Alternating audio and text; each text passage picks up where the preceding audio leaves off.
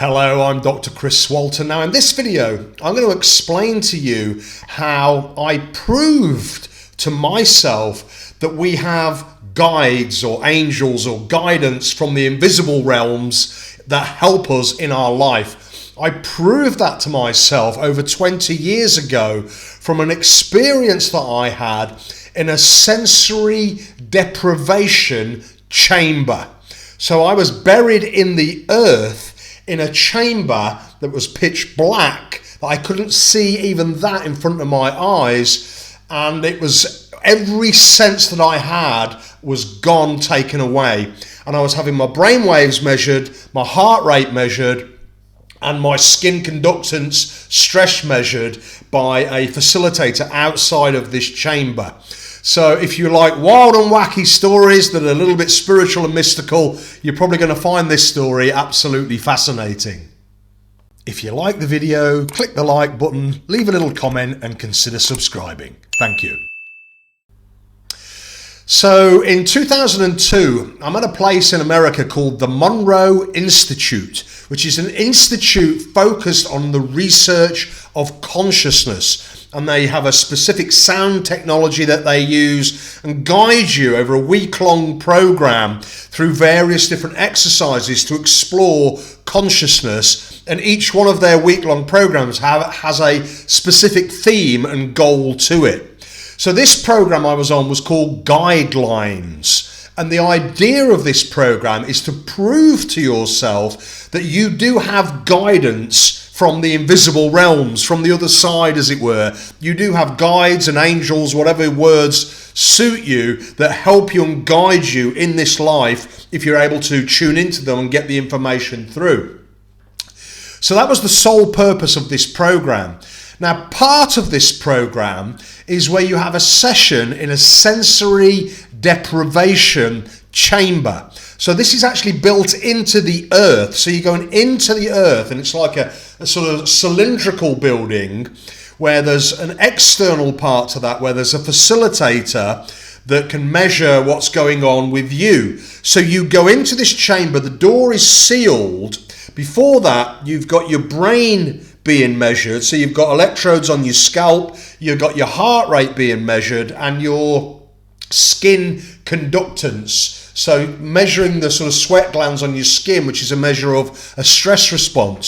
So you've got physiological measures that the facilitator outside of the chamber is able to monitor to see what's going on, and obviously making sure you're safe. Now, when you're in this chamber, when the door shuts, it is pitch black. You can't even see, a millimeter in front of your eye. You can't see anything at all. And you're guided to lie on this bed. And it's a water bed that is at body temperature, 37 degrees or so. So very, very quickly, when you're lying on this bed, it's completely pitch black. You can't see anything. You can't hear anything at all. And you're on a water bed that's at body temperature. Very, very quickly, you lose your boundary of your sense of physical self. Other than the fact that you can sort of touch yourself, you can't see, you can't hear, you can't sort of sense, because you're on a water bed that sort of moves when you move, but that water bed's at your body temperature. You very quickly lose sense of that sense of having a physical structure. So that's the start, that's the setup. Then you have these headphones in, and then you're taken on this guided journey. So there's this specific sound technology that synchronizes the brain and creates a certain brainwave frequency, and then you're guided. So you get guidance from the facilitator, like a guided journey. Now remember, the whole idea of this session is to prove to yourself that you have guidance, to meet your guidance, to communicate with your guides, angels, again, whatever word or words works for you. So I'm just going to call it guides. So during this session, again, you've got sort of information coming down into your ears from the facilitator. What to do, what the instructions are, and this sort of like guided visualization journey. But part of it was to basically communicate, to ask, to see, to experience your guides. So that's what I did. Now remember the situation that I'm in. I'm in the earth, buried in the earth. I can't see anything. I can't hear, apart from what I'm being, the guided journey, anything. And I'm on a waterbed at body temperature where I've lost sense of self. So it's a very unusual environment that I'm in. So it gets to the point where I'm asking to see my guides. And you literally say it in your head. Okay, guidance or angels, whatever, show yourself to me. Show yourself. I want to see you. I want to meet you. And when I did that, immediately an image in my mind came of as like a man, like a knight in shining armour. So this was this image that popped up into my mind, a knight in shining armour. Now my more analytical mind went, oh, come on, that's just, my ego creating something because I've asked to see my guides and now you're showing me a knight in shining armour. What a cliche type of thing. That's what I remember, what I was thinking. And then as I thought that in my mind, instantly, it was like that knight in shining armour communicated with me and said, yeah, but I'm just pure energy. I've got to show myself as something and I wanted to get your attention. And I sort of went like that. And I thought, well, I didn't think that. I was very critical of that. I didn't think that's just come back to me like that. And I thought, wow, that's pretty wild. And then as I was sort of then engaged in this process of sort of some sort of like dialogue, the knight in shining armour, the shining armour sort of like dissolved away, and it just sort of left like this sort of sense of an energy being. So I'm like looking at this in my mind, seeing this in my mind and thinking, what the fuck is going on here? Like, is this real? Is this just my imagination? Is this my ego wanting to create something? What's happening? And then I thought, So then I asked the question, and you're like guided to ask these questions by the facilitator outside of the chamber. And the facilitator said, ask for a time when the guide helped you. And I thought, well, that's a good question. So I said to this energy form, okay then, if you're my guide, tell me a time when you've been there for me and helped me. And instantly, like literally instantly, right, I had a flash memory of being 4 years old. And this was 1974 at a holiday camp in the UK where I live. And I don't know whether these holiday camps are still around. They're called Pontins, Pontins, Pontins. And I'd gone to this holiday camp with my mum, my sister and my brother, right? So there was my mum, my sister and brother. My sister and brother were 12 and 13 years older than me, and I was 4, right? And I'm in an arcade. So this is like an old-fashioned, well, it was then sort of thing. It would be now. The 1970s holiday camp where you live, you're on a chalet and there's hundreds of people there, on this holiday camp. And I'm in this arcade. Now, my mum is at the swimming pool with my sister. I don't know where my brother is at this time, and I'm in this arcade with all the games and stuff. Now you might think, well, you're only 4 years of age. I was only 4 years of age, but back in the 70s, it's a very different world to today. You wouldn't do that sort of thing today. You wouldn't let your 4-year-old do that. But this is a holiday camp. It was the 70s, a very different world to today. That sort of thing was not unusual. It wasn't not normal. And I was with a little kiddie that was in the next chalet to us. Right? So remember the situation now. I'm in a sensory deprivation chamber. Firstly, I'm talking to a knight in shining armour as my guide. Then the armour disappeared, and it's then like an energy thing. I've asked, okay, when did you were there and helped me? And then instantly I've got this flash memory of being in 1974, being 4 years old at this Pontins holiday centre.